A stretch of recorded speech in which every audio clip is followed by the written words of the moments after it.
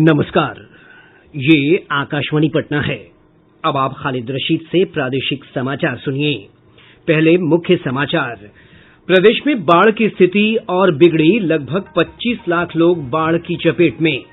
मौसम विभाग ने उत्तर और पूर्वी बिहार के 17 जिलों में आज और कल भारी बारिश तथा वज्रपात की चेतावनी जारी की।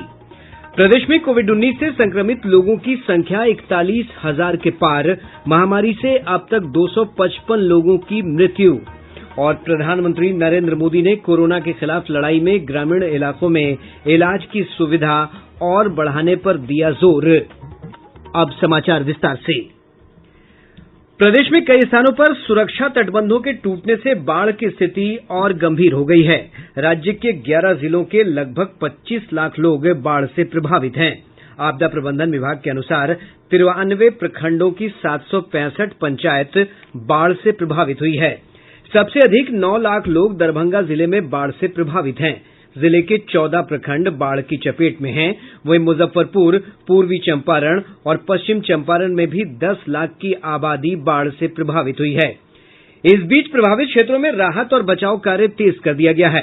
एनडीआरएफ और एसडीआरएफ की टीमें बाढ़ में फंसे लोगों को सुरक्षित स्थानों पर ले जाने का काम कर रही हैं। वहीं वायुसेना के 3 हेलीकॉप्टर राहत कार्य में लगे हैं। अब तक 1,70,000 से अधिक लोगों को सुरक्षित स्थानों पर पहुंचाया गया है। बाढ़ से सबसे ज्यादा नुकसान सारण और चंपारण के तटबंधों को पहुंचा है। गंडक नदी के उफान के कारण कई स्थानों पर बांध टूट गया है। मोतिहारी से हमारे संवाददाता ने बताया कि जिले में कच्चे घरों और फसलों को भारी क्षति पहुंची है।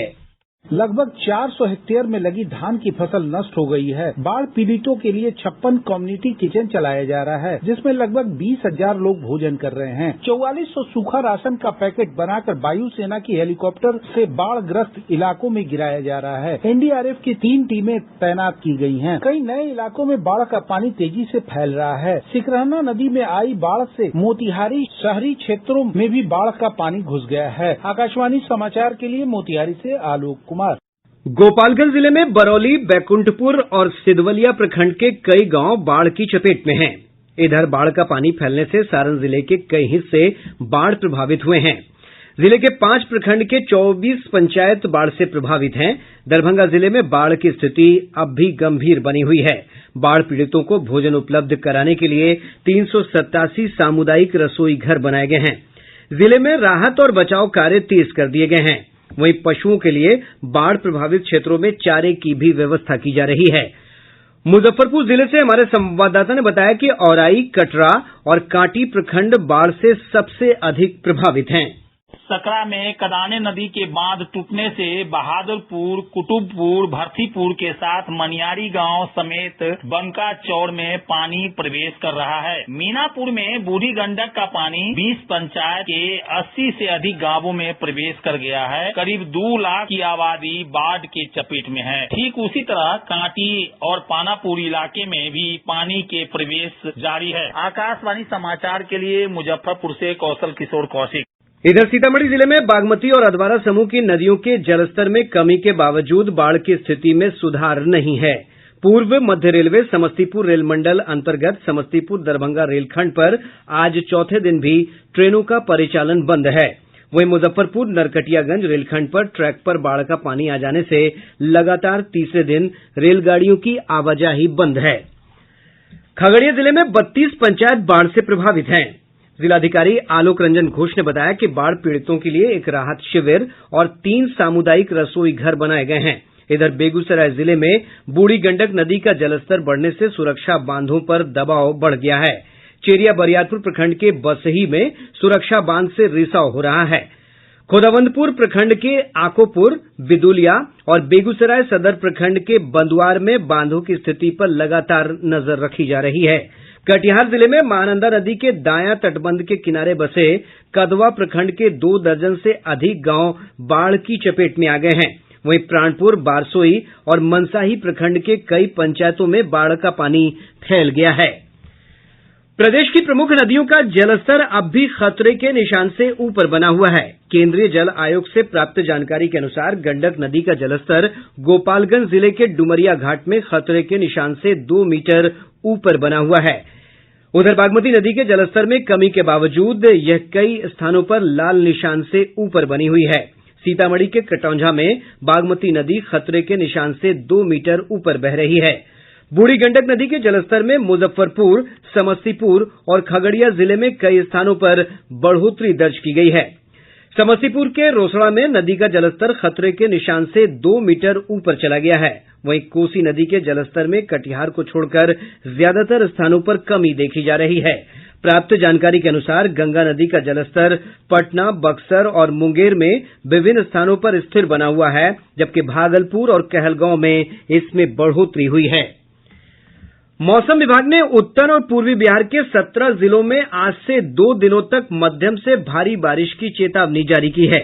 इनमें किशनगंज, अररिया, कटिहार, पूर्णिया, सुपौल, सहरसा, मधेपुरा, मधुबनी, सीतामढ़ी, दरभंगा, पूर्वी चंपारण, पश्चिमी चंपारण, शिवहर, गोपालगंज, मुजफ्फरपुर, समस्तीपुर और खगड़िया जिले शामिल हैं। मौसम विज्ञान केंद्र के वैज्ञानिक एसके पटेल ने बताया कि मानसून की अक्षीय रेखा हिमालय की तराई क्षेत्र से गुजर रही है, जिससे कई इलाकों में भारी बारिश हो सकती है।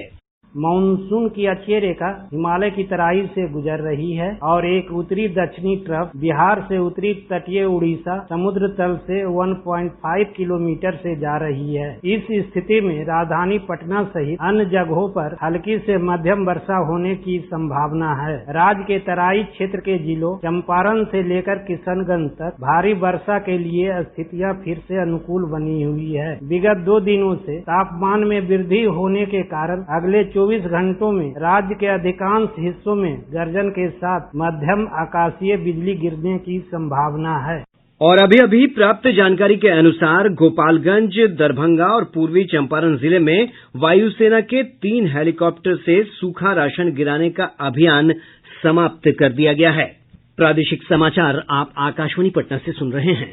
प्रधानमंत्री नरेंद्र मोदी ने कहा है कि कोविड-19 महामारी रोकथाम को लेकर सही समय पर लिए गए फैसलों से देश में इसकी स्थिति संभली हुई है और दूसरे बड़े देशों के मुकाबले मृत्यु दर भी कम है।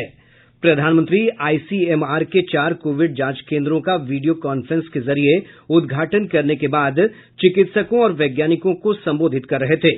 श्री मोदी ने कहा कि इस महामारी से लड़ने में देश ने बहुत तेज गति से अपनी क्षमताओं का विस्तार किया है।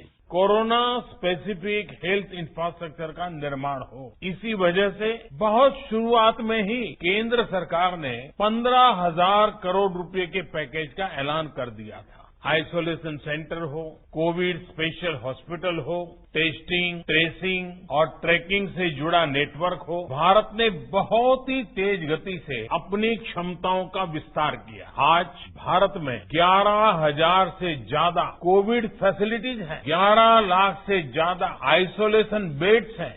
प्रधानमंत्री ने कहा कि कोरोना के खिलाफ लड़ाई में मजबूती के लिए ग्रामीण इलाकों तक अच्छी स्वास्थ्य आधारभूत संरचना विकसित करनी होगी। अब हमें राज्य के स्तर पर, जिला, ब्लॉक और गांव के स्तर पर डिमांड और सप्लाई के मैनेजमेंट को और चुस्त दुरुस्त करना है, मजबूत करना है। हमें मिलकर नया हेल्थ इंफ्रास्ट्रक्चर तैयार करना ही है, जो हमारे पास गांव-गांव में सरकारी और प्राइवेट डिस्पेंसरीज हैं, क्लिनिक हैं, उनको ज्यादा सक्षम भी बनाना है। ये हमें इसलिए भी करना है ताकि हमारे गांवों में कोरोना से लड़ाई कमजोर न पड़े। प्रदेश में कोविड-19 से संक्रमित लोगों की संख्या 41,000 को पार कर गई है। स्वास्थ्य विभाग की ओर से जारी बुलेटिन में 2192 नए मामलों की पुष्टि की गई है, जिसके बाद कुल संक्रमितों की संख्या 41,111 हो गई है। राज्य में सबसे अधिक 553 नए मामले पटना जिले से सामने आए हैं। वहीं गया और नवादा में 91, नालंदा में 87, पूर्णिया में 82, पश्चिम चंपारण में 79, सुपौल में 78, भोजपुर में 77, रोहतास में 69, औरंगाबाद में 67, सारण में 63, जबकि किशनगंज में 60 नए मामले सामने आए हैं। मधुबनी, मुजफ्फरपुर और मधेपुरा में 50-50 से अधिक मामलों की पुष्टि हुई है। राज्य में इस महामारी से मृतकों की संख्या बढ़कर 255 हो गई है। वहीं इलाज के बाद लगभग 28,000 लोग स्वस्थ हो चुके हैं। स्वास्थ्य विभाग का कहना है कि संक्रमित लोगों में से लगभग 68% मरीज अब तक स्वस्थ हो चुके हैं। पटना में सबसे अधिक संक्रमण के मामले पाए गए हैं। अब तक 7,000 से अधिक लोग जिले में संक्रमित हुए हैं। वहीं 41 लोगों की इस महामारी से मृत्यु हुई है। पटना जिले में 3800 से अधिक लोग इलाज के बाद स्वस्थ हो चुके हैं। वहीं भागलपुर जिला संक्रमण के मामले में पूरे राज्य में दूसरे स्थान पर है। यहां 2280 लोगों को संक्रमित पाया गया है, जबकि 26 लोगों की मृत्यु हुई है। राज्य सरकार ने स्वास्थ्य विभाग के प्रधान सचिव को हटा दिया है। मौजूदा प्रधान सचिव उदय सिंह कुमावत के स्थान पर प्रत्यय अमृत को स्वास्थ्य विभाग का प्रधान सचिव बनाया गया है। 2 महीने के भीतर तीसरी बार राज्य सरकार ने स्वास्थ्य विभाग के प्रधान सचिव को बदल दिया है। वहीं जल संसाधन विभाग के सचिव संजीव हंस को ऊर्जा विभाग का सचिव बनाया गया है। राज्य में कोरोना के तेजी से बढ़ रहे संक्रमण के मद्देनजर निचली अदालतें 3 अगस्त तक बंद रहेंगी। गौरतलब है कि 14 जुलाई से सभी निचली अदालतें बंद हैं। बांका जिले में प्रधान डाकघर के सहायक डाकपाल के संक्रमित पाए जाने के बाद जीपीओ को 2 दिनों के लिए बंद कर दिया गया है। पूरे डाकघर परिसर को सैनिटाइज किया जा रहा है। इधर शेखपुरा जिले में आज से सभी बैंक शाखाएं खुल गई हैं। पिछले 5 दिनों से कोरोना संक्रमण के मद्देनजर बैंक शाखाएं बंद थीं।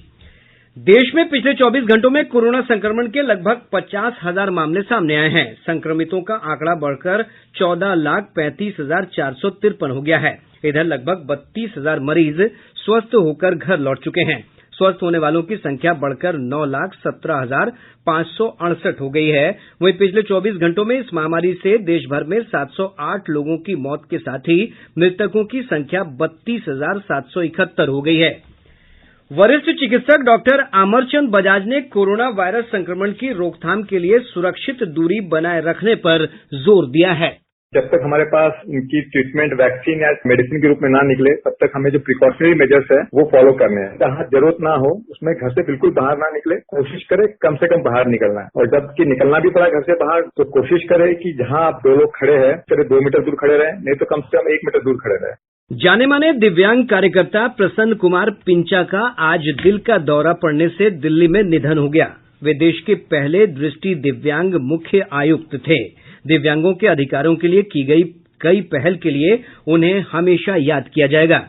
उनके निधन पर बिहार नेत्रहीन परिषद पटना के महासचिव नवल किशोर शर्मा और अन्य गणमान्य लोगों ने गहरा शोक व्यक्त किया है। केंद्र सरकार ने चीन के 47 और मोबाइल ऐप पर प्रतिबंध लगा दिया है। इससे पहले राष्ट्रीय सुरक्षा और डेटा की निजता के मद्देनजर 59 चीनी ऐप को प्रतिबंधित कर दिया गया था। और अब अंत में मुख्य समाचार एक बार फिर। प्रदेश में बाढ़ की स्थिति और बिगड़ी, लगभग 25 लाख लोग बाढ़ की चपेट में। मौसम विभाग ने उत्तर और पूर्वी बिहार के 17 जिलों में आज और कल भारी बारिश तथा वज्रपात की चेतावनी जारी की। प्रदेश में कोविड-19 से संक्रमित लोगों की संख्या 41,000 के पार। महामारी से अब तक 255 लोगों की मृत्यु।